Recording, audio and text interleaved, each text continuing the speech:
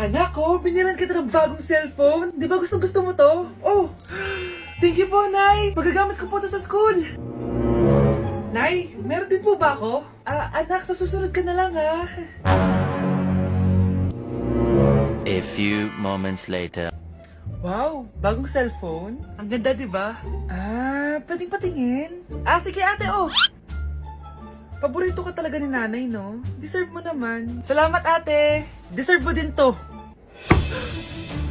Ate, ba't mo ginawa yun? Eto ang tatandaan mo. Ako ang magiging paborito ni nanay. Basag na! Aray! Nay! Oo, anong nangyayari dito?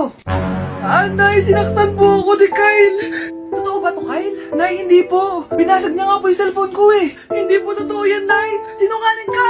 Kyle, anong nangyayari sa'yo? Lumalaki na ata ulo mo. Nay, may kailangan kang marinig. Deserve mo din to. Ate, ba't mo ginawa yun? Eto ang tatandaan mo. Ako ang magiging paborito ni nanay. Nay! Lalo mo lang ako binigyan ng dahilan kung bakit hindi ikaw ang paborito kong anak.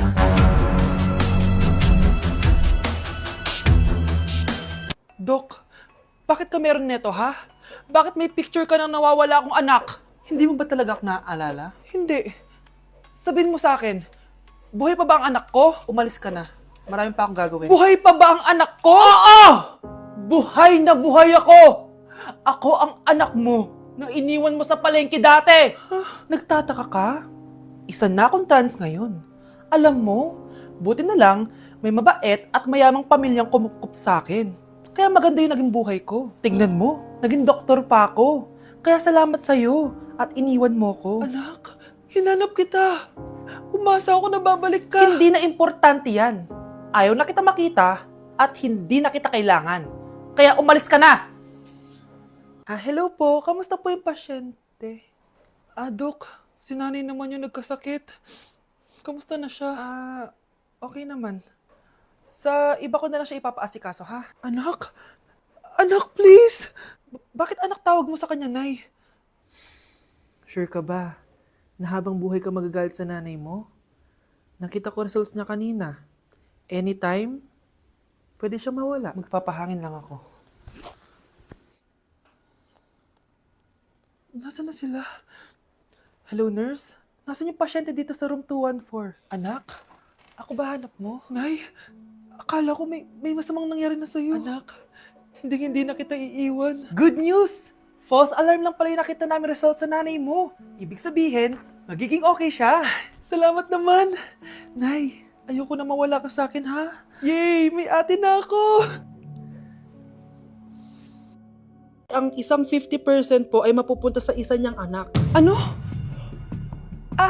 Baka yan yung isa naming anak na nawala? Oo, sa amin na lang yan. Ako!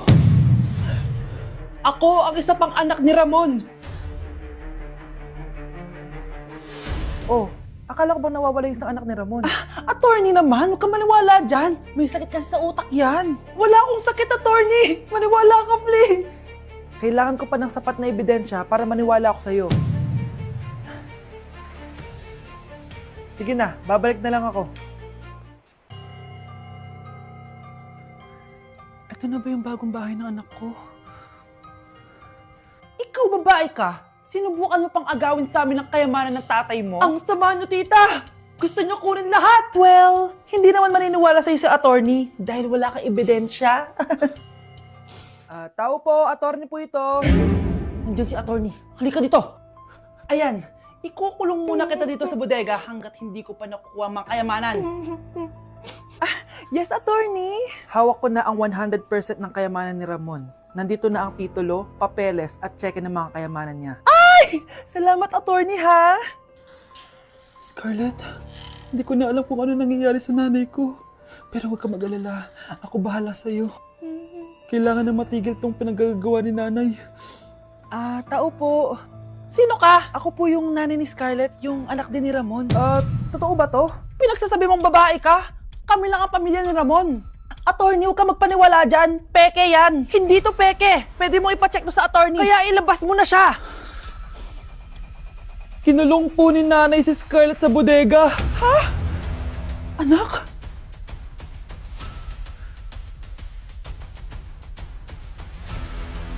Hala, bukas na pala pasahan nito.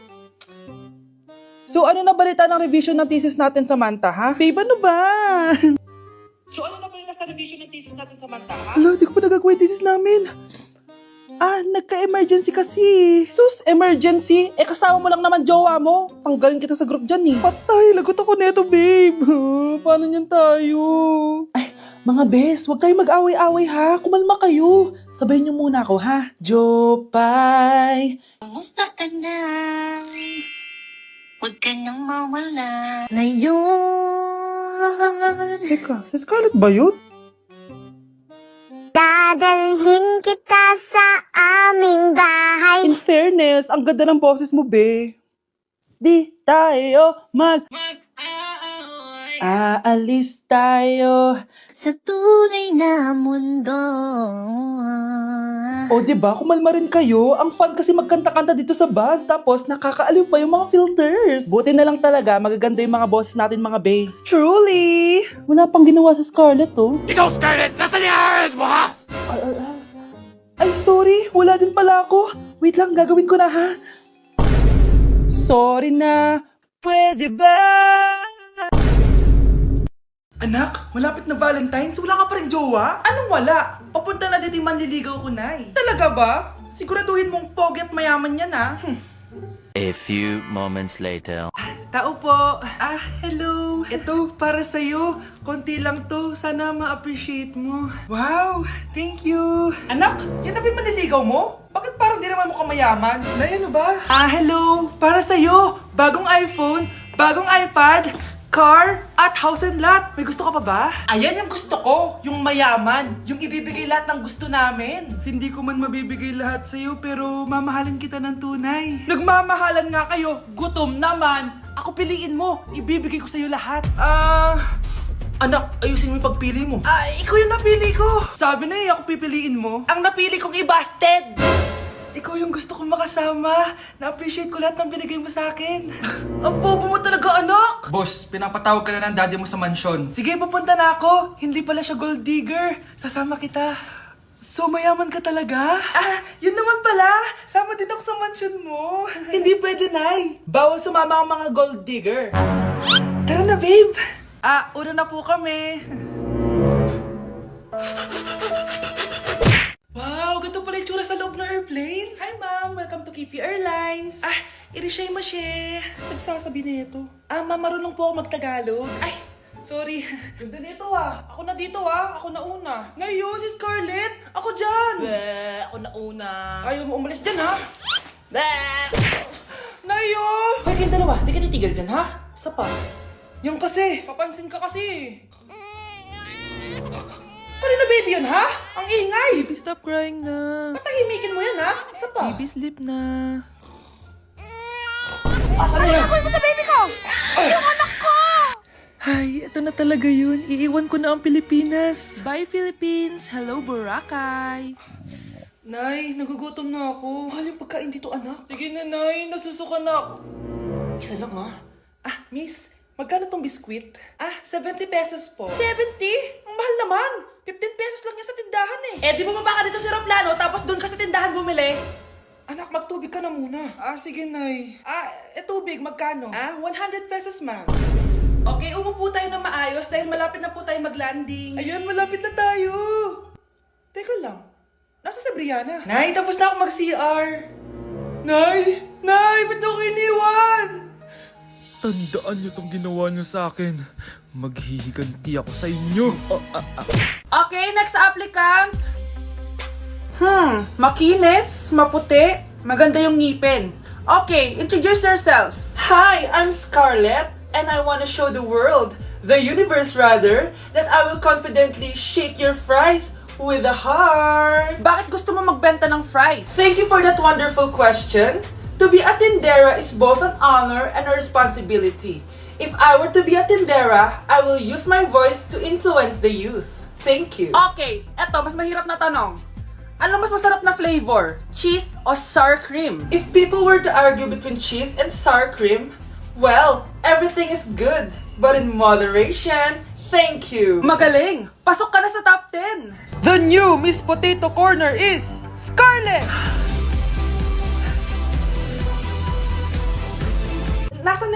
million na prize. Anong 1 million na prize? Magluluto ka ng fries. Pasok ka na sa trabaho. Magluto ka na ng dali. Nagugutom ako. Sige po, magluluto na ako.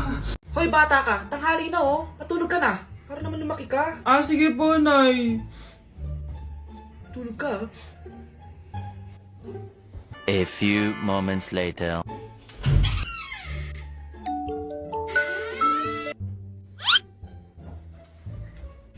Five seconds till the enemy.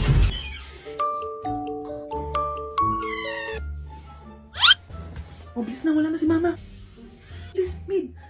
Habulin mo sa mid. Bilis, mid. Mid. Yes, manalo.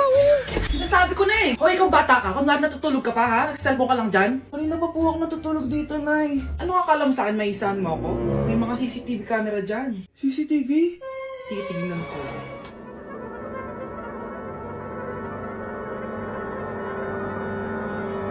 Walang yaka, niloloko mo ako.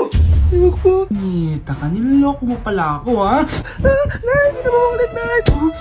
Gusto mo pa tulogin kita gamit ang hangar to? Okay, class. 5 points sa akin ang makakasagot neto. Ano ang pangalan ni Rizal? Ma'am. Yes, Scarlett? Rizal Park. Anong Rizal Park? Jose Rizal yon. Diyos ko, mga bata ngayon. Siya ang pambansang... Ma'am, siya ang pambansang opa. Siya ang pambansang bayani natin. Anong pinagsasabi nyo? Oh, kompletuhin nyo to. Ang kabataan, ang pag-asa ng busan. Mali! Bayan! Pinagluloko nyo ako, ha? O eto, ano ang sinulat na libro ni Jose Rizal? Ma'am, El Filibusterismo. Imnida.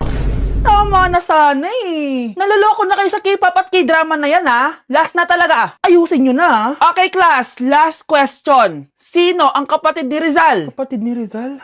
Ma'am! Eto, sure na ako sa sagot ko. Yes, Scarlett. Ang kapatid ni Rizal Park ay si... si Sandara Park. Guys, maganda kayo. Magbe-beach tayo next week. Magpapaganda na ako. Ready na ako sumisid. Oh, may ambagan to, ha? Lo, magbe-beach. Baka oras na to para mag-break muna ako sa kakaaral. Teka, ka mo magbe-beach? Bakit parang mukhang ililibing ka na? Wow, nahiya ako sa'yo, te. Magbe-beach ka nga. Uod ka naman ng high school. Che! Pangit! Sinabihan niya akong pangit. Ayusin mo nga sarili mo, anak. Aral ka ng aral. Mas mukha ka ng nanay kaysa sa akin. Hindi pwede to. Kailangan kong maging fresh bago kami mag-beach. 3 days later. Oh, aalis na tayo. Asa na ba si Scarlett? Ano ba yan? Pa-importante kasi. Wait guys, andito na ako. Scarlett? Ikaw yan? Ano nangyari sa'yo, be? Nagparitoke ka, no? Retoke? No. Sabi ng nanay ko, masama kasi yung araw sa balat natin. Kaya sinare niya tong Garnier Vitamin C Serum. Anak, gamitin mo tong Garnier Vitamin C Serum. It can fade dark spots in just 3 days. For the mabilis and glow up ka dyan, anak. Oh, sino pang hindi nag-aambag dyan? Si Samantha hindi pa nagbabayad. Ha? Magbabayad naman ako eh. Wala lang akong pera ngayon. Oh, maiwan na hindi nabayad ah. Kawawa ka naman, hindi ka makakasama sa amin. Oh, sa'yo na to. Baka sakaling maging fresh ka din like me. Salamat ah! Bye! Punta na kami sa beach! Anak, gising na! Ala, iniluluto ko! Ay, Diyos ko! Anak, kumain ka na dito! Nakakamiss si ate no, Nay. Dati, kasama lang natin siya kumakain dito.